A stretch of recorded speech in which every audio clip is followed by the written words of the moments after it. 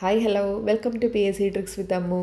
അപ്പോൾ ഞാൻ മുന്നത്തെ ക്ലാസ്സിൽ പറഞ്ഞിട്ടുണ്ടായിരുന്നു നമുക്ക് സൈക്കോളജിയിൽ ഒരു ചെറിയൊരു ടോപ്പിക്കും കൂടെ തീർക്കാനുണ്ടെന്ന്. അപ്പോൾ ഇന്ന് നമ്മൾ അതാണ് കേട്ടോ നോക്കാൻ പോകുന്നത്. ആക്രമണോത്സുകത എന്നാണ് ടോപ്പിക്കിൻ്റെ പേര് കേട്ടോ. അപ്പോൾ നമുക്ക് വേഗം വീഡിയോയിലേക്ക് കിടക്കാം. മനുഷ്യൻ്റെ ആക്രമണ സ്വഭാവത്തെ നിർവചനം നൽകാൻ സാധിക്കാത്തതിൽ പലപ്പോഴും അത് പരസ്യമോ രഹസ്യമോ ആണ്. അപ്പോൾ മനുഷ്യൻ്റെ ആക്രമണ സ്വഭാവം എന്തായിരിക്കും? പലപ്പോഴും രഹസ്യവും പരസ്യവും ആയിരിക്കില്ല. ചിലപ്പോൾ അതെന്താണ് രഹസ്യമായിട്ടുള്ള അറ്റാക്കിംഗ് ആയിരിക്കും, ചിലപ്പോൾ അത് പരസ്യമായിട്ട് തന്നെ നമ്മൾ വേറൊരാളെ അറ്റാക്ക് ചെയ്യുകയും ചെയ്യും. ഒരു വ്യക്തി മറ്റൊരു വ്യക്തിക്കോ സമൂഹത്തിനോ സംഘടനയ്ക്കോ കേടുപാടുകളോ മറ്റു ദോഷങ്ങളോ വരുത്തുക എന്ന ഉദ്ദേശത്തോടു കൂടിയുള്ള ഇടപെടലാണ് എന്ത് ഈ ആക്രമണം എന്ന് പറയുന്നത്. അതെങ്ങനെയാണ് ഉടലെടുക്കുന്നത്? ചിലപ്പോൾ അത് മാനസിക സംഘർഷങ്ങളിൽ നിന്നാവാം, ചിലപ്പോൾ അത് മോഹഭംഗങ്ങളിൽ നിന്ന് ആയിരിക്കാം. വേദനാജനകമായ അനുഭവങ്ങൾ, തടസ്സപ്പെട്ടുപോയ ലക്ഷ്യങ്ങൾ മൂലമുള്ള നിരാശ, ഇവയൊക്കെ ആക്രമണത്തിന് കാരണമാകുന്നുണ്ട്. ശരിയാണല്ലേ? നമുക്കെന്താണ് വളരെ സങ്കടമുള്ള എന്തെങ്കിലും കാര്യമുണ്ടെങ്കിലോ അല്ലെങ്കിൽ എന്താണ് നമ്മുടെ തടസ്സങ്ങളൊക്കെ എന്താണ് എവിടെയെങ്കിലും നമ്മുടെ ലക്ഷ്യങ്ങൾ എവിടെയെങ്കിലുമൊക്കെ തടസ്സപ്പെട്ടു പോയിട്ടുണ്ടെങ്കിൽ അതിൻ്റെ ഒരു നിരാശയുള്ളിൽ കടന്നാൽ നമുക്കെന്താണ് ഒരു ആക്രമണത്തിനുള്ളൊരു ഒരു ടെൻഡൻസി ഉണ്ടായിരിക്കും. അതൊക്കെ അതിന് കാരണമാണെന്നാണ് പറയുന്നത് കേട്ടോ. ആക്രമണം ഒരു തരം രക്ഷായുക്തി തന്ത്രമാണ്. അപ്പോൾ ആക്രമണം എന്ന് പറയുന്നത് എന്താണ്? ഒരു തരം രക്ഷയ്ക്ക് വേണ്ടിയിട്ടുള്ളതാണല്ലേ. പലപ്പോഴും നമ്മൾ തന്നെ വാർത്തകളിലൊക്കെ കാണുന്നുണ്ട്, രക്ഷയ്ക്ക് വേണ്ടിയിട്ട് ഒരാളെ തിരിച്ചടിച്ചു, അല്ലെങ്കിൽ രക്ഷയ്ക്ക് വേണ്ടിയിട്ട് സ്വയം രക്ഷയ്ക്ക് വേണ്ടിയിട്ട് ഒരാളെ കൊന്നു, അങ്ങനെയൊക്കെ നമ്മൾ പലപ്പോഴും മീഡിയാസിലൊക്കെ കേൾക്കലുണ്ട് അല്ലേ. മോഹഭംഗത്തിൻ്റെ പ്രഭവത്തെ തകർക്കാൻ ശ്രമിക്കുക വഴിയാണ് വ്യക്തി ഈ തന്ത്രം സ്വീകരിക്കുന്നത്. നമ്മുടെ ആ ഒരു നിരാശയെ മറികടക്കാൻ വേണ്ടിയിട്ടുള്ള ഒരു തന്ത്രമായിട്ടാണ് ഈ ആക്രമണം ഒരാൾ ഉപയോഗിക്കുന്നത്. ഈ ആക്രമണം എന്ന് പറയുന്നത് 2 തരത്തിലാണ് പറയുന്നത്. ഏതൊക്കെയാണ്? പ്രത്യക്ഷ ആക്രമണം, പരോക്ഷ ആക്രമണം. അപ്പോൾ എന്താണ് ആക്രമണോത്സുകത എന്ന് പറഞ്ഞാൽ എന്താണ്? നമ്മൾ മറ്റൊരു വ്യക്തി മാനസികമായിട്ടോ ശാരീരികമായിട്ടോ ഒക്കെ വേദനിപ്പിക്കുന്ന പെരുമാറ്റങ്ങളെയാണ് നമ്മൾ ആക്രമണോത്സുകത എന്ന് പറയുന്നത്. അതെങ്ങനെ എന്തിൽ നിന്നൊക്കെ ഉടലെടുക്കാം? ചിലപ്പോൾ അത് മാനസിക സംഘർഷങ്ങൾ വഴിയായിരിക്കാം, ചിലപ്പോൾ അത് മോഹഭംഗങ്ങളിൽ നിന്ന് ഉടലെടുക്കുന്ന ആക്രമണമായിരിക്കാം. അത്തരത്തിൽ ആക്രമണം എത്ര തരത്തിലുണ്ട്? 2 തരത്തിലാണുള്ളത്, പ്രത്യക്ഷ ആക്രമണവും പരോക്ഷ ആക്രമണവും. ഇനി എന്താണ് പ്രത്യക്ഷ ആക്രമണം എന്ന് പറയുന്നത്? ഒരു വ്യക്തി മറ്റൊരു വ്യക്തിയെ നേരിട്ട് വേദനിപ്പിക്കുന്നതാണ് അല്ലെങ്കിൽ ആക്രമിക്കുന്നതിനെയാണ് പ്രത്യക്ഷ ആക്രമണം എന്ന് പറയുന്നത്. ഒരു വ്യക്തി മറ്റൊരു വ്യക്തി നേരിട്ടിട്ട് ആക്രമിക്കുകയാണ്. ഒളിഞ്ഞൊന്നും ഇരിക്കാണ്ട് നേരിട്ട് പോയിട്ട് അടിക്കുക, നേരിട്ട് പോയിട്ട് ചവിട്ടുക, അല്ലെങ്കിൽ മാനസികമായിട്ട് നേരിട്ടിട്ട് വാക്കുകളിലൂടെ ആക്രമിക്കുക, അങ്ങനെയൊക്കെ പറയുന്നതിനെ എന്ത് പറയുന്നു? പ്രത്യക്ഷ ആക്രമണം എന്ന് പറയുന്നു. ഇനി പരോക്ഷ ആക്രമണമാണെങ്കിലോ? ഒരു വ്യക്തി തൻ്റെ മോഹഭംഗത്തിന് കാരണമായ പ്രഭവ സ്ഥാനത്തിനെ മാനിക്കാതെ മറ്റൊരു വ്യക്തിയെ ഉപദ്രവിക്കുന്നതാണ് പരോക്ഷ ആക്രമണമായിട്ട് പറയുന്നത്. ഇവിടെ ഒരു ഉദാഹരണം വെച്ചിട്ട് പറയുന്നുണ്ട്. അച്ഛനമ്മമാരുടെ അടി കിട്ടുന്ന മൂത്ത കുട്ടി ഇളയ കുട്ടിയെ ഉപദ്രവിക്കുന്നത്. സംഭവം സത്യമാണല്ലേ, എനിക്കൊക്കെ അനുഭവമുണ്ട്. നമ്മൾ മൂത്ത കുട്ടീനെ അടിക്കുന്ന സമയത്ത് എന്ത് ചെയ്യും? അവരവരുടെ ദേഷ്യം കാണിക്കുന്നത് ആരോടായിരിക്കും? അവരുടെ ഇളയ കുട്ടികൾ, അവരുടെ താഴെയുള്ള അനിയത്തിമാരോടോ അനിയന്മാരോടോ ഒക്കെ ആയിരിക്കും അവർ ദേഷ്യം തീർക്കുന്നുണ്ടാവുക. അതുതന്നെയാണ് ഇവിടെ പറയുന്നത് പരോക്ഷ ആക്രമണം എന്ന് പറയുന്നത്. ഒരു വ്യക്തി തൻ്റെ മോഹഭംഗത്തിന് കാരണമായ പ്രഭവസ്ഥാനത്തിന് എന്താണോ നിരാശയ്ക്കുള്ള കാരണം അതിനെ മാനിക്കാതെ അതിന് വില കൊടുക്കാണ്ട് വേറൊരു വ്യക്തിയെ ഉപദ്രവിക്കുകയാണ്. ഒരു സമാധാനത്തിന് വേണ്ടിയിട്ട് എന്ത് ചെയ്യണം? അവരെ ദേഷ്യം തീർക്കാൻ വേണ്ടിയിട്ട് എന്ത് ചെയ്യാണ്? വേറൊരു വ്യക്തിയെ ഉപദ്രവിക്കുക. അതിനെയാണ് പരോക്ഷ ആക്രമണം എന്ന് പറയുന്നത്. ഉദാഹരണം പറഞ്ഞത്? അച്ഛനമ്മമാരുടെ അടി കിട്ടുന്ന മൂത്ത കുട്ടി എന്ത് ചെയ്യും? ഇളയ കുട്ടിയെ പോയിട്ട് ഉപദ്രവിക്കും. ഇപ്പോൾ നമ്മൾ മൂത്ത കുട്ടീനോട് ചൂടാവുകയാണെങ്കിൽ അവളാ ദേഷ്യം അല്ലെങ്കിൽ അവനാ ദേഷ്യം തീർക്കുന്നത് അതേപോലെ എന്ത് ചെയ്യും? അവരുടെ താഴെയുള്ള മക്കളോട് എന്ത് ചെയ്യും? ചിലപ്പോൾ ചൂടാവുക, ചിലപ്പോൾ അടിക്കുകയെ, എങ്ങനെയാണോ നമ്മളവരെ പറഞ്ഞത് അല്ലെങ്കിൽ നമ്മളെങ്ങനെയാണോ അവരോട് പെരുമാറിയത് അതേപോലെ എന്ത് ചെയ്യും? അവർ തിരിച്ച് താഴെയുള്ളവരോട് ബിഹേവ് ചെയ്യും. അതിനെന്ത് പറയുന്നു? പരോക്ഷ ആക്രമണം എന്ന് പറയുന്നു. മറ്റൊരു വ്യക്തിക്ക് അസുഖകരമായ അവസ്ഥ പ്രദാനം ചെയ്യുന്ന ഒരു വ്യക്തിയുടെ പ്രവർത്തനത്തെ അല്ലെങ്കിൽ പ്രതികരണത്തെ എന്ത് പറയാം? ആക്രമണം എന്ന് പറയാം. ആക്രമണത്തിൻ്റെ ഡെഫിനേഷനായിട്ട് പറയുന്നത്? മറ്റൊരു വ്യക്തിക്ക് വളരെ സുഖമില്ലാത്തൊരു തരത്തിലുള്ള ഒരു അവസ്ഥ കൊടുക്കുകയാണ്. ചിലപ്പോൾ വാക്കുകളിലൂടെ ആയിരിക്കും, ചിലപ്പോൾ ശാരീരികമായിട്ടായിരിക്കും. അങ്ങനെ നമ്മളൊരവസ്ഥ പ്രദാനം ചെയ്യുന്ന ആ വ്യക്തിയുടെ പ്രവർത്തനത്തിന്, ആരാണോ അങ്ങനെ ചെയ്യുന്നത് അവരുടെ ആ ഒരു പ്രവർത്തനത്തിനെ അല്ലെങ്കിൽ ആ ഒരു പ്രതികരണത്തിനെ എങ്ങനെ പറയാം? ആക്രമണം എന്ന് പറയാം. ഭയം, നിരാശ, കോപം, സമ്മർദ്ദം എന്നീ വൈകാരിക ഭാവത്തിൽ നിന്നും ഉടലെടുക്കുന്നതാണ് ആക്രമണം എന്ന് പറയുന്നത്. ചിലപ്പോൾ ഭയം കൊണ്ടായിരിക്കും, ചിലപ്പോൾ നിരാശ കൊണ്ടായിരിക്കും, പിന്നെ കോപം കൊണ്ടും സമ്മർദ്ദം കൊണ്ടും ഒക്കെ എങ്ങനെയുണ്ടായിരിക്കും? ആക്രമണം ഉണ്ടാവാനുള്ള ചാൻസ് ഉണ്ട്. ഇത്തരത്തിൽ ഭയവും കോപം മൂലവും ഉണ്ടാകുന്ന ഒരു ആക്രമണത്തെ നമ്മൾ പ്രചോദിത ആക്രമണം അല്ലെങ്കിൽ ഇമ്പൾസീവ് അഗ്രഷൻ എന്നുകൂടെ പറയുന്നുണ്ട് കേട്ടോ. ഭയവും കോപവും മൂലമുണ്ടാകുന്ന പ്രചോദിത ആക്രമണത്തെ ഭയവും കോപവും മൂലം ഉണ്ടാകുന്ന ഒരു ആക്രമണത്തെ നമ്മൾ പറയുന്നു? പ്രചോദിത ആക്രമണം എന്ന് പറയുന്നു കേട്ടോ. അതേപോലെ തന്നെ നമ്മൾ ഇപ്പോൾ എന്തെങ്കിലും ഒരു ലക്ഷ്യത്തിന് വേണ്ടിയിട്ടാണെങ്കിൽ നമ്മൾ അറ്റാക്ക് ചെയ്യുന്നതെന്നുണ്ടെങ്കിൽ ഒരു കരുതി കൂട്ടിയിട്ട് നമ്മളൊരു ലക്ഷ്യം നേടണമെന്ന് വിചാരിച്ചിട്ടാണ് ഒരാളെ അറ്റാക്ക് ചെയ്യുന്നതെങ്കിൽ അതിനെ നമ്മൾ ഇൻസ്ട്രുമെൻ്റൽ അഗ്രഷൻ അഥവാ പ്രേരിത ആക്രമണം എന്നും കൂടെ ഓർത്തിരിക്കുക കേട്ടോ. പ്രേരിത ആക്രമണമുണ്ട്, പ്രചോദിത ആക്രമണമുണ്ട് കേട്ടോ. ആക്രമണത്തിൽ തന്നെ പ്രചോദിത ആക്രമണം എന്ന് പറഞ്ഞാൽ ഭയം, കോപം എന്നിവ മൂലമുണ്ടാകുന്നതാണ്. പിന്നെ പറഞ്ഞത് പ്രേരിത ആക്രമണം എന്ന് പറയുന്നത് എങ്ങനെയാണ്? എന്തെങ്കിലും ഒരു ലക്ഷ്യം നേടണം എന്ന് വിചാരിച്ചിട്ട് നമ്മൾ കരുതി കൂട്ടിയിട്ട് വേണം എന്ന് വിചാരിച്ചിട്ട് നമ്മൾ എന്ത് ചെയ്യണം? ഒരാളെ അറ്റാക്ക് ചെയ്യണം. അത് ഏത് തരത്തിൽ വേണമെങ്കിലും ആവാട്ടോ. അതിനെ അത്തരത്തിൽ അറ്റാക്ക് ചെയ്യുന്നതിനെ നമ്മൾ എന്ത് പറയുന്നു? പ്രേരിത ആക്രമണം എന്നും പറയുന്നു.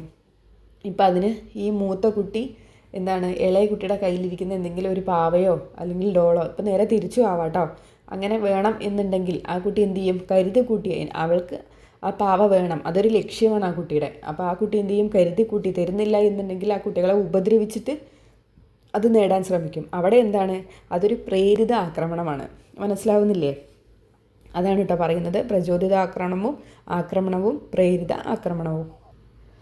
ഇത്തരത്തിൽ ഈ അറ്റാക്ക് ചെയ്യുന്ന പെരുമാറ്റം എങ്ങനെയാണ്? അവർക്കൊരു സമ്മർദ്ദം ഒഴിവാക്കാനുള്ള ഒരു ഉപാധിയായിട്ട് അവരതിനെ കണക്കാക്കും. പലപ്പോഴും എല്ലാവരും അങ്ങനെ തന്നെയാണ്. ഇപ്പോൾ ഈ അച്ഛനമ്മമാരുടെ അടി കിട്ടുന്ന കുട്ടിയുടെ കാര്യം തന്നെ പറഞ്ഞല്ലോ. അവരെന്ത് ചെയ്യും? അവരെ ഇളയ കുട്ടികളോട് അതേപോലെ പെരുമാറുന്നത് വഴി അവർക്ക് എന്ത് ചെയ്യും? ആ ഒരു സമ്മർദ്ദത്തിൽ നിന്ന് അല്ലെങ്കിൽ അവർക്ക് അപ്പോൾ ഉണ്ടായിട്ടുള്ള ഒരു നിരാശ, ഒരു ഭാവത്തിൽ നിന്ന് അവർക്ക് എന്ത് ചെയ്യാം? മുക്തി നേടാൻ പറ്റും.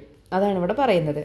മനുഷ്യൻ്റെ ആക്രമണത്തെ നേരിട്ട് പഠിക്കാനോ മനസ്സിലാക്കാനോ സാധിക്കില്ല. ശരി തന്നെയാണല്ലേ? മനുഷ്യൻ്റെ ഒരു ആക്രമണത്തെ നമുക്ക് നേരിട്ട് കണ്ട് പഠിക്കാനോ അല്ലെങ്കിൽ അത് എന്തിനാണ് ചെയ്തത് എന്നോ അല്ലെങ്കിൽ അതിൻ്റെ ഒരു സ്വഭാവത്തെ നമുക്ക് മനസ്സിലാക്കാൻ വേണ്ടിയിട്ട് സാധിക്കില്ല. പല മനുഷ്യർക്കും പല മോട്ടീവായിരിക്കും ആക്രമിക്കാൻ വേണ്ടിയിട്ട് അല്ലേ? ആൽബർട്ട് ബന്ദൂര തൻ്റെ സാമൂഹിക പഠന സിദ്ധാന്തത്തിൽ ഒരു വ്യക്തിയിൽ ക്രൂരതയും അക്രമവാസനയും സമൂഹ മനസ്സിലേക്ക് കടന്നു വരുന്നതിന് ദൃശ്യമാധ്യമങ്ങൾ കാരണമാകാമെന്ന് പ്രതിപാദിച്ചു. ഈ ആൽബർട്ട് ബന്ദൂര എന്ന് പറയുന്നത് ഒരു കനേഡിയൻ അമേരിക്കൻ സൈക്കോളജിസ്റ്റാണ് കേട്ടോ. വളരെ വളരെ വലിയൊരു സൈക്കോളജിസ്റ്റാണ് അദ്ദേഹം. ഒരു പ്രൊഫസർ കൂടിയാണ്. അദ്ദേഹം എന്ത് പറയുന്നുണ്ട്? ഒരു വ്യക്തിയിൽ ക്രൂരതയും പിന്നെ ഒരു ആക്രമണ വാസനയൊക്കെ ഉണ്ടാകാൻ കാരണം ദൃശ്യമാധ്യമങ്ങൾ അല്ലെങ്കിൽ മീഡിയാസ് ആണ് എന്നാണ് പറയുന്നത്. ദൃശ്യമാധ്യമങ്ങളാണ് ഒരു വ്യക്തിയുടെ അക്രമവാസനയ്ക്കും ക്രൂരതയ്ക്കൊക്കെ കാരണമെന്നാണ് ആൽബർട്ട് ബന്ദൂര പറയുന്നത് കേട്ടോ. ഈ ആൽബർട്ട് ബന്ദൂര അന്തരിച്ച വർഷം കൂടെ നമുക്കൊന്ന് ഓർത്തിരിക്കാം. എന്നാണ്? 2021 ജൂലൈ 16 കേട്ടോ അദ്ദേഹം അന്തരിക്കുന്നത്. 2021 ജൂലൈ 16 ആൽബർട്ട് ബന്ദൂര അന്തരിക്കുന്നത്. പിന്നെ അദ്ദേഹത്തിൻ്റെ ഒരു ഇമ്പോർട്ടൻ്റ് ആയിട്ടുള്ളൊരു ബുക്ക് ഉണ്ട് കേട്ടോ. ഇതാണ് ആ ബുക്കിൻ്റെ പേര്. Moral disengagement, how people do harm and live with themselves. Moral disengagement, how people do harm and live with themself. ഇതാണ് അദ്ദേഹത്തിൻ്റെ പ്രശസ്തമായിട്ടുള്ള ബുക്കിൻ്റെ പേര് കേട്ടോ. ഇതൊന്ന് ജസ്റ്റ് ഒന്ന് ഓർത്തിരുന്നാൽ മതി. അപ്പോൾ ആൽബർട്ട് ബന്ദൂര എന്താണ് പറയുന്നത്? ഒരു മനുഷ്യനിൽ ക്രൂരതയും അക്രമവാസനയൊക്കെ കൊണ്ടുവരുന്നത് ഏത് വഴിയാണ്? ദൃശ്യമാധ്യമങ്ങൾ വഴിയാണ് എന്നാണ് അദ്ദേഹം പറയുന്നത് കേട്ടോ. പിന്നെ ഇപ്പം നേരത്തെ പറഞ്ഞ ബുക്കിൽ അദ്ദേഹം ഒരു 4 വാദങ്ങളെക്കുറിച്ച് പറയുന്നുണ്ട് കേട്ടോ. അതായത് ഇപ്പോൾ നമ്മൾ പറഞ്ഞിട്ടുണ്ടായിരുന്നു, ഒരു മനുഷ്യൻ എന്ത് ചെയ്യും? അവനവൻ്റെ തെറ്റുകളെ ന്യായീകരിക്കും. അവനവൻ ചെയ്യുന്ന തെറ്റുകളെ ന്യായീകരിച്ചുകൊണ്ട് പല മനുഷ്യരും പെരുമാറാറുണ്ട്.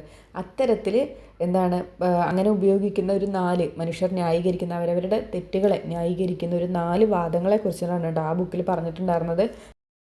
അപ്പോൾ പറഞ്ഞത്?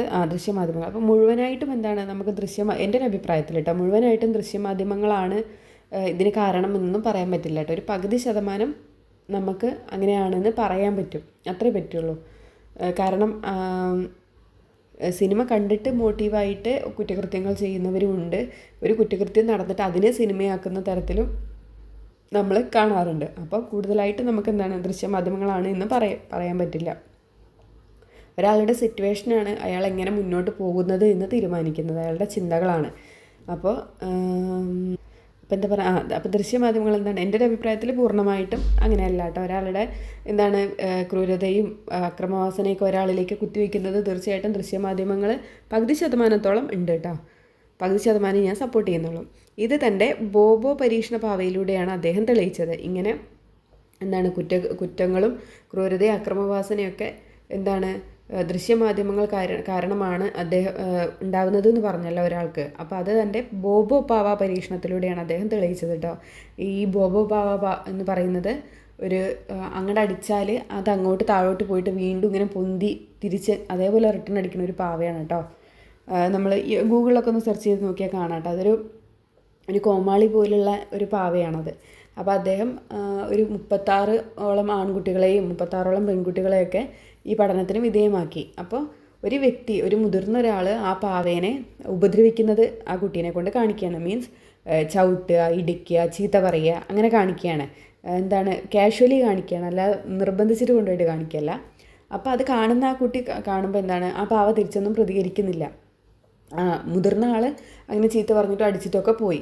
അപ്പോൾ പിന്നീട് ഈ കുട്ടിക്ക് ഈ പാവ കൊടുക്കുന്ന സമയത്ത് എന്ത് ചെയ്യും, ഈ കുട്ടിയും ഇതേപോലെ ഈ പാവേനോട്, ആ മുതിർന്ന ഒരാൾ എങ്ങനെയാണോ ആ പാവേനോട് പെരുമാറിയത് അതേപോലെ ആ പാവേനോട് പെരുമാറുകയാണ്. അപ്പോഴാണ് അദ്ദേഹം എന്ത് മനസ്സിലാക്കുന്നത്, നമ്മളുടെ മക്കൾ അല്ല ചെറിയ കുട്ടികൾ എന്ത് ചെയ്യുന്നുണ്ട്, മുതിർന്നവരെ കണ്ടിട്ടാണ് പല കാര്യങ്ങളും പഠിക്കുന്നത് എന്നുള്ളൊരു സിദ്ധാന്തം ആ ഒരു സിദ്ധാന്തത്തിലേക്ക് അയാൾ എത്തിയത്. അതാണ് അദ്ദേഹം പറയുന്നത്. അവർ കാണുന്നതാണ് ദൃശ്യമാധ്യമങ്ങൾ കാരണമാകാമെന്ന് പറഞ്ഞല്ലോ. അപ്പോൾ അവർ കാണുന്നതാണ് എന്താണ് പലതും എന്താണ് കണ്ടുപഠിക്കുന്നത്, കാണുന്നതാണ് അവരവരുടെ ജീവിതത്തിലേക്ക് എന്താണ് പകർത്തുന്നത്. അവർ പഠിക്കുകയാണത്, അങ്ങനെ ചെയ്യാം എന്നുള്ളത് അവരെന്താണ് പഠിക്കുകയാണ്. ഇപ്പോൾ ഈ മൊബൈൽ കാണുന്ന വിഷയത്തിൽ തന്നെ നമ്മുടെ വീട്ടിലെ അച്ഛനും അമ്മയും ഒക്കെ മൊബൈൽ കണ്ടുകൊണ്ടേയിരിക്കുകയാണ്. എന്തുകൊണ്ടാണ് ഈ മക്കൾക്ക് ഈ മൊബൈലിനോട് ഇത്ര അഡിക്ഷൻ? മൊബൈൽ കാണുമ്പോഴേക്ക് കുട്ടികൾക്ക് എന്താണ് ഇത്ര ആവശ്യം അവർക്ക് അതിനോട് തോന്നാൻ? അമ്മയും അച്ഛനും അതിരുന്ന് കാണുന്ന സമയത്ത് കുട്ടികൾ എന്തോ വിചാരിക്കുകയാണ്, അത് അത്രയും നല്ലൊരു കാര്യമാണ്, അത്രയും ഇമ്പോർട്ടൻ്റ് ആയിട്ടുള്ളൊരു കാര്യമാണ്, നല്ല രസമുള്ളൊരു കാര്യമാണ് മൊബൈൽ നോക്കുക എന്നുള്ളത്. പക്ഷേ നേരെ മറിച്ചാണെങ്കിൽ അച്ഛനും അമ്മയൊക്കെ ചിത്രം വരയ്ക്കുക, അല്ലെങ്കിൽ കളികൾ ഏർപ്പെടുക, അല്ലെങ്കിൽ എന്താണ് ബുക്ക് വായിക്കുകയൊക്കെ ആണെങ്കിൽ എന്ത് ചെയ്യും, ആ കുട്ടികൾ എന്ത് ചെയ്യും, ബുക്ക് വായിക്കും. അതാണ് അതിൻ്റെ ഒരു മക്കളത് കണ്ട് പഠിക്കുകയാണ്. അതാണ് ഇവിടെ പറയുന്നത് കേട്ടോ. ഈ കുട്ടികളുടെ ഹോസ്പിറ്റലൊക്കെ പോയി കഴിഞ്ഞാൽ അറിയാം, നമ്മൾ മക്കളെയും കൊണ്ടൊക്കെ പോകുന്ന സമയത്തൊക്കെ അറിയാം. ഞാൻ കണ്ടിട്ടുണ്ട് കേട്ടോ. ഒരു അവിടെ ഇരിക്കുന്ന മിക്ക കുട്ടികളുടെ അടുത്തും മൊബൈൽ ഫോൺസ് ആയിരിക്കും കയ്യിലുണ്ടാവുക. അവർ യൂട്യൂബിൽ ഷോർട്സാണ് കണ്ടുകൊണ്ടിരിക്കുക. ചില കുട്ടികൾ ഗെയിം കളിക്കുന്നുണ്ടാവും, ചില കുട്ടികൾ ഷോർട്സ് കണ്ടുകൊണ്ടിരിക്കുന്നുണ്ടാവും, ചില കുട്ടികൾ കാർട്ടൂൺസ് കാണുന്നുണ്ടായിരിക്കും. അവരെ അടക്കി ഇരുത്തുകയാണ് അവിടെ ചെയ്യുന്നത്. മൊബൈൽ കൊടുത്തിട്ട് കുട്ടികളെ അവിടെ അടക്കി ഇരുത്തുകയാണ് ചെയ്യുന്നത്. അപ്പോൾ അതിലുള്ള കാര്യങ്ങൾ എന്ത് ചെയ്യാണ്, അവരുടെ മനസ്സിലിങ്ങനെ ഫീഡായിക്കൊണ്ടിരിക്കുകയാണ്. അപ്പോൾ അത് വളരെ ബാഡായിട്ടുള്ള കാര്യമാണ് അല്ലേ. അത് ഒരുപാട് അഫക്റ്റ് ചെയ്യുന്നൊരു കാര്യമാണ് ഈ മൊബൈൽ കൊടുക്കുക എന്നുള്ളത്. പലതരത്തിലുള്ള അസുഖങ്ങളും വിഷ്വൽ സിൻഡ്രോം അങ്ങനെയുള്ള ഒരുപാട് ബുദ്ധിമുട്ടുകളും കാര്യങ്ങളൊക്കെ മൊബൈൽ കൊടുക്കുന്നത് വഴി ഉണ്ടാകാറുണ്ട്.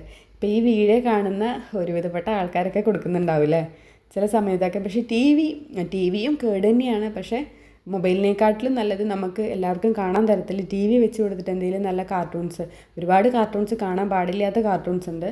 അപ്പോൾ അതൊക്കെ ഒഴിവാക്കിയിട്ട് നല്ല പാട്ടുകളോ ഒക്കെ വെച്ച് കൊടുക്കുകയാണെന്നുണ്ടെങ്കിൽ, നല്ല കാർട്ടൂൺ പാട്ടുകളൊക്കെ വെച്ച് കൊടുക്കുകയാണെങ്കിൽ നമുക്ക് മക്കളെന്താ കാണണമെന്ന് കാണാൻ പറ്റും. അല്ലെങ്കിൽ വല്ല വെള്ളത്തിൽ കളിയോ, ചെറിയൊരു പാത്രത്തിൽ ഇത്തിരി വെള്ളം കൊടുത്തിട്ട് വെള്ളത്തിൽ കളിയോ അങ്ങനെയൊക്കെ എടുത്ത്. ഞാൻ എൻ്റെ മോനെ അങ്ങനെയാണ് കേട്ടോ കാണിക്കില്ല. അവന് വെള്ളത്തിൽ കളി ഒരുപാട് ഇഷ്ടമാണ്. അപ്പോൾ ഞാൻ ചെറിയൊരു പാത്രത്തിൽ വെള്ളം കൊടുക്കും, നല്ല സ്പൂണോ എന്തെങ്കിലും പാത്രം ഇട്ട് കൊടുക്കും. അവൻ അവിടെ ഇരുന്നിട്ട് ഇങ്ങനെ കളിക്കും, ഞാൻ എൻ്റെ പണിയെടുക്കും. അങ്ങനെയാണ് ചെയ്യാറ്. അല്ലെങ്കിൽ ഞാൻ പറഞ്ഞ പോലെ പാട്ട് ഇട്ട് കൊടുക്കും, അവനവിടെ ഇരുത്തും. നല്ല പാട്ടുകളൊക്കെ വെച്ച് കൊടുക്കും, അവനവിടെ ഇരുത്തും. അങ്ങനെയാണ് ഇരുത്താറ്.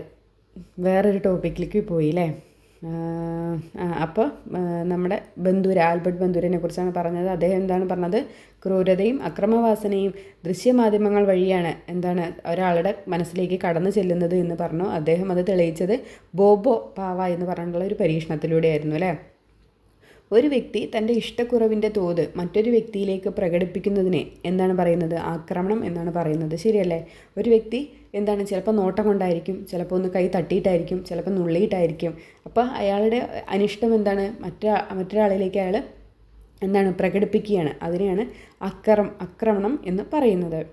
കോപമുണർത്താൻ നേരിട്ട് കാരണക്കാരനാവാത്ത വ്യക്തിയോട് തോന്നുന്ന കോപം അഥവാ ആക്രമണമാണ് ആദേശിത കോപം അഥവാ ആദേശിത ആക്രമണം എന്ന് പറയുന്നത്. കോപം ഉണർത്താൻ എന്താണ് നേരിട്ട് ആർക്കാണോ ഇപ്പോൾ ഒരാൾക്ക് ദേഷ്യം ഉണ്ടാകാനുള്ള ഒരു കാരണമുണ്ടായി, പക്ഷെ എന്താണ് ആരാണോ ആ കാരണം ഉണ്ടാക്കിയത് അയാളോട് ദേഷ്യം തോന്നില്ല, പകരം വേറൊരാളോട് ദേഷ്യം തോന്നുന്ന ആ ഒരു അവസ്ഥ, അതിനെയാണ് ആദേശിത കോപം അഥവാ ആദേശിത ആക്രമണം എന്ന് പറയുന്നത്. സ്കൂൾ പ്രായത്തിൽ പൊതുവെ കുട്ടികളിൽ കണ്ടുവരുന്നൊരു കോപമാണ് ആദേശിത കോപം എന്ന് പറയുന്നത്. അപ്പോൾ സ്കൂൾ പ്രായത്തിൽ കുട്ടികളിൽ കണ്ടുവരുന്ന കോപം ഏത് തരത്തിലുള്ളതാണ്? അത് ആദേശിത കോപമാണ്. അമർഷം, അരിശം, കലിതുള്ളൽ എന്നിവയാണ് കോപത്തിൻ്റെ വിവിധ വശങ്ങൾ എന്ന് പറയുന്നത്. എന്തൊക്കെയാണ്? അമർഷം, അരിശം, കലിതുള്ളൽ. തീർച്ചയായിട്ടും ഇത് ഒരുവിധപ്പെട്ട എല്ലാ പേരൻസും അനുഭവിക്കുന്നൊരു കാര്യമാണല്ലേ, ഇത് ഫീൽ ചെയ്തിട്ടുള്ളൊരു കാര്യമായിരിക്കും. കുട്ടികളുടെ അമർഷവും അരിശവും കലിതുള്ളലൊക്കെ അല്ലേ, അത് ഏത് തരത്തിലുള്ളതാണ്? ആദേശിത കോപമാണ്. കോപത്തിൻ്റെ ഉറവിടം നിർമ്മാർജ്ജനം ചെയ്താൽ കോപം കുറയ്ക്കാനോ ഇല്ലാതാക്കാനോ കഴിയും. നമുക്ക് എന്തുകൊണ്ടാണ് ദേഷ്യം വരുന്നത്, എന്തുകൊണ്ടാണ് നമുക്കൊരു എന്ത് കാരണം കൊണ്ടാണ് നമുക്ക് ആ ഒരു ദേഷ്യം വരുന്നത് എന്ന് അറിഞ്ഞു കഴിഞ്ഞാൽ, അതില്ലാതായി കഴിഞ്ഞാൽ ആ ഒരു കോപം ചിലപ്പോൾ കുറയ്ക്കാനോ അല്ലെങ്കിൽ ഇല്ലാതാക്കാനോ വേണ്ടിയിട്ട് കഴിയും.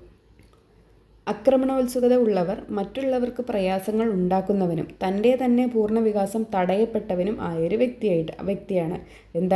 ഈ ആക്രമണോത്സുകതയുള്ളവർ മറ്റുള്ളവർക്കൊരു പ്രയാസം ഉണ്ടാക്കുന്നവനായിരിക്കും, മറ്റുള്ളവർക്ക് ബുദ്ധിമുട്ടുകളൊക്കെ ഉണ്ടായിരിക്കുന്നവരായിരിക്കും. കൂട്ടത്തിൽ അയാളുടെ തന്നെ പൂർണ്ണമായിട്ടുള്ളൊരു വികാസം തടസ്സപ്പെട്ടവനായിരിക്കും. അയാൾക്ക് മുന്നോട്ടൊന്നും അയാളുടെ ലക്ഷ്യങ്ങളിലേക്കൊന്നും എത്തിച്ചേരാൻ പറ്റാത്തൊരവസ്ഥയുള്ള ഒരു വ്യക്തിയും കൂടി ആയിരിക്കും. അത്തരമൊരു വ്യക്തി തനിമയുള്ള വ്യക്തിയായിരിക്കില്ല. അത്തരമൊരു വ്യക്തി നല്ലൊരു വ്യക്തിയായിരിക്കില്ല. അവൻ്റെ ഹൃദയത്തിലും സാധാരണ മനുഷ്യരുടെ ആഗ്രഹങ്ങൾ തുടിക്കുന്നുണ്ടാവും. ഈ ആക്രമണോത്സുകത ഉള്ളവർക്കും സാധാരണ മനുഷ്യരുടെ പോലെ ആഗ്രഹങ്ങൾ ഉണ്ടാവും. പിന്നെ മനുഷ്യത്വവും മറ്റുള്ളവരുടെ പോലെ തന്നെ അയാൾക്കും മനുഷ്യത്വം ഒക്കെ ഉണ്ടാവും. പക്ഷെ തൻ്റെ അടിസ്ഥാനപരമായിട്ടുള്ള മാനുഷിക ത്വരകളും ആവശ്യങ്ങളും തൃപ്തിപ്പെടുത്തുന്നതിൽ പരാജയപ്പെടുന്ന മാതാപിതാക്കളോടും അധ്യാപകരോടും സാമൂഹിക സംഘടനകളോടുമുള്ള പ്രതിഷേധവും കലഹവും പ്രകടിപ്പിക്കാൻ വേണ്ടി അവൻ സാമൂഹിക വിരുദ്ധ പ്രവർത്തികളിൽ ഏർപ്പെടുന്നു. ആരോടാണോ അയാൾക്ക് ദേഷ്യമുള്ളത്, ആരോടാണോ അയാൾക്ക് അയാളുടെ ദേഷ്യത്തിന് കാരണമാകുന്നത് ആരൊക്കെയാണോ, അപ്പോൾ അവരോടുള്ള ഒരു പ്രതിഷേധം എന്ന രീതിയിൽ അവരെന്ത് ചെയ്യും? ഈ ആക്രമണോത്സുകത കാണിക്കും. പക്ഷെ അവരുടെ മനസ്സിലും ആഗ്രഹങ്ങളും ഒക്കെ ഉണ്ടായിരിക്കും. പിന്നെ മനുഷ്യത്വം ഒക്കെ ഉണ്ടാകും. പക്ഷെ അവരുടെ ദേഷ്യത്തിന് കാരണക്കാരാകുന്നവർ അവരോടുള്ള ഒരു പ്രതിഷേധ ഭാവം എന്ന രീതിയിൽ അവരെന്ത് ചെയ്യും? ഈ ആക്രമണങ്ങളൊക്കെ അഴിച്ചുവിടുകയും ചെയ്യും. കുറ്റവാസനയ്ക്ക് ചുവടെ പറയുന്ന ഘടകങ്ങളാണ് പ്രധാനമായും കാരണമാകുന്നത്. ആദ്യത്തെ പാരമ്പര്യ ഘടകങ്ങൾ. പാരമ്പര്യവാദികൾ വാദിക്കുന്നത് ആക്രമണവാസന പരമ്പരയിൽ നിന്ന് പരമ്പരയിലേക്ക് പകർന്നു കിട്ടുന്നു എന്നതാണ്. ചിലപ്പോഴൊക്കെ അങ്ങനെയാവാം അല്ലേ. ആക്രമണം മാത്രമല്ല, പല കാര്യങ്ങളും പാരമ്പര്യമായിട്ട് ഇങ്ങനെ പരമ്പരയിൽ നിന്ന് പരമ്പരയിലേക്ക് പകർന്നു പോകുന്നുണ്ടാവും. അപ്പോൾ പാരമ്പര്യ ഘടകങ്ങളാണ് ആദ്യത്തെ എന്ന് പറയുന്നത്. കുറ്റവാസനയ്ക്ക് വിത്ത് പാകുന്ന ഘടകങ്ങളിൽ ആദ്യത്തെ പാരമ്പര്യ ഘടകങ്ങളാണ്.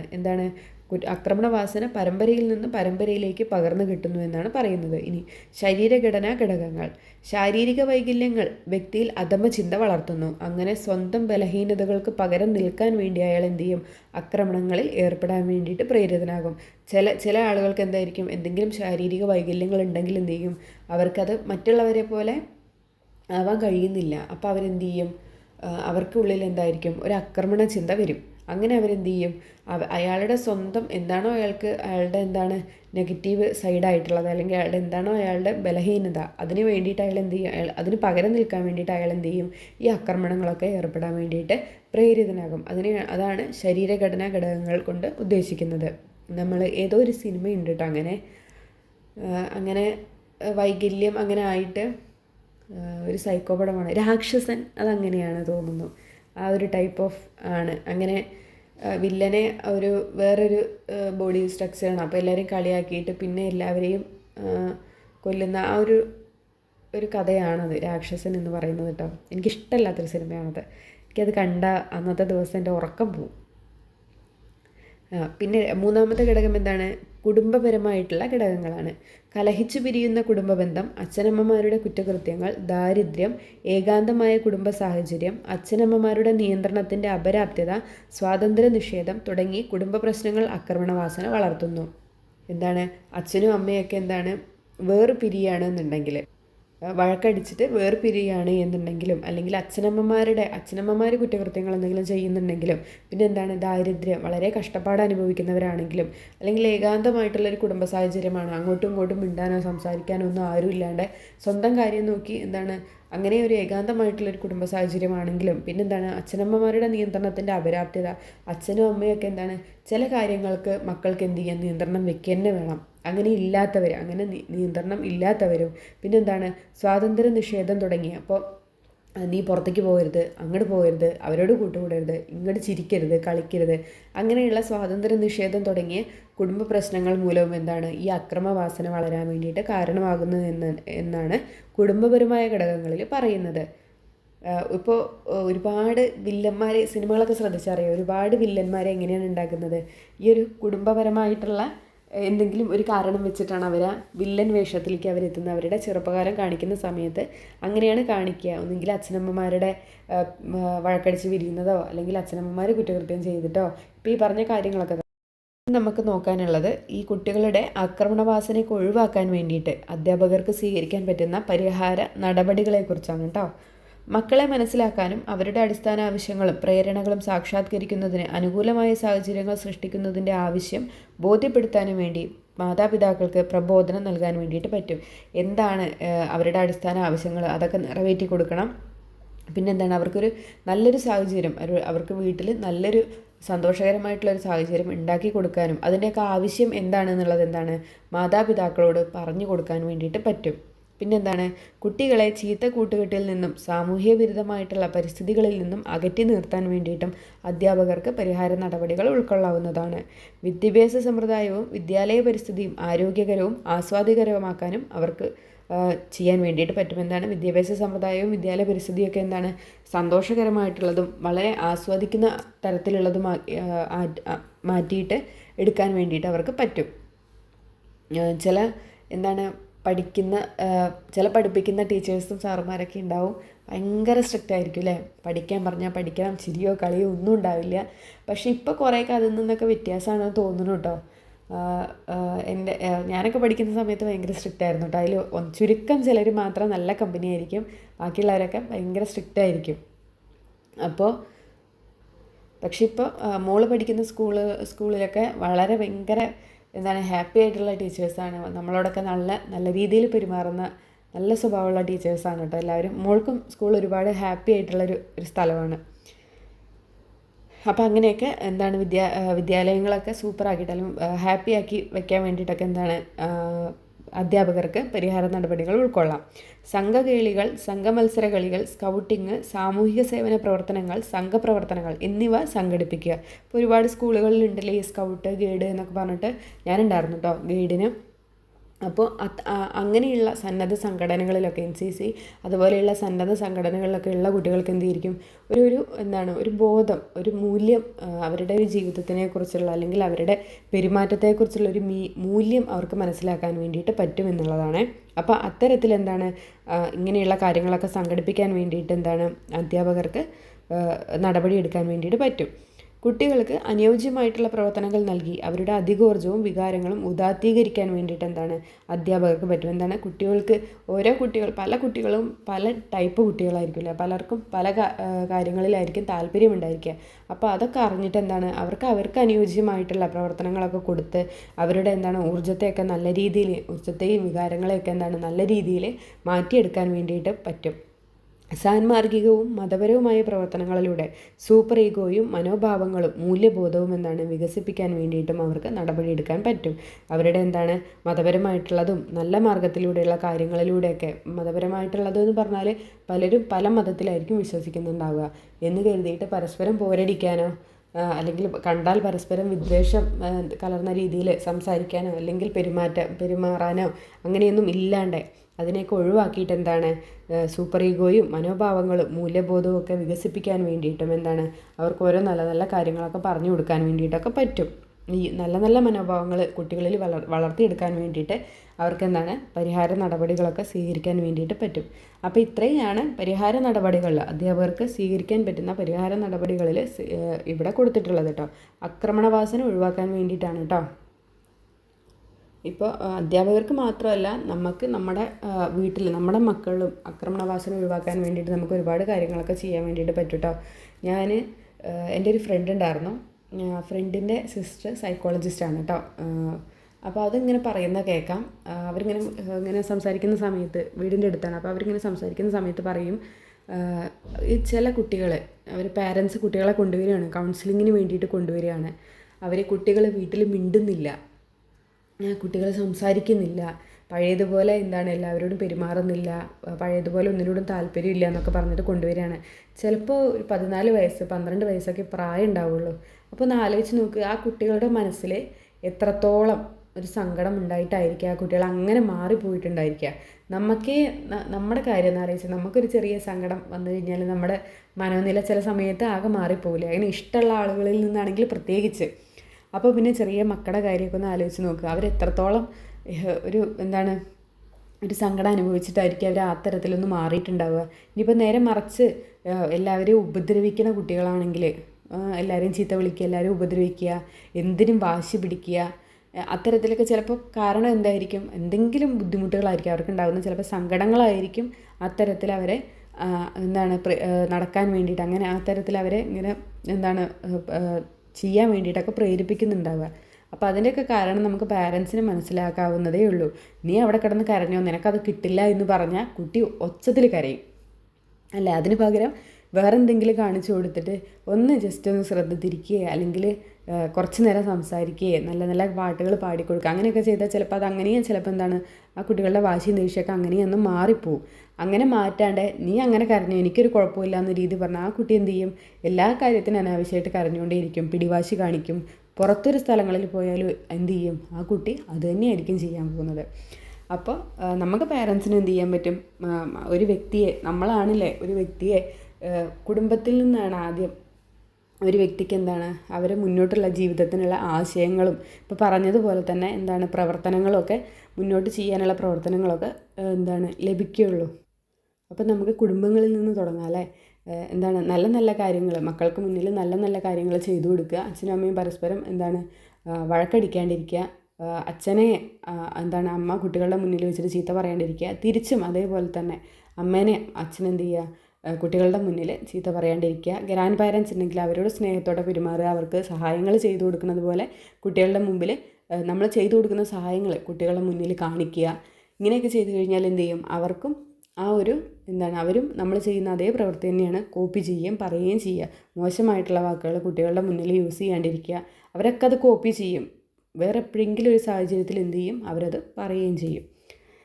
അങ്ങനെ പറഞ്ഞു പോകും. നമുക്ക് ഇവിടെ കൊണ്ട് നിർത്താം.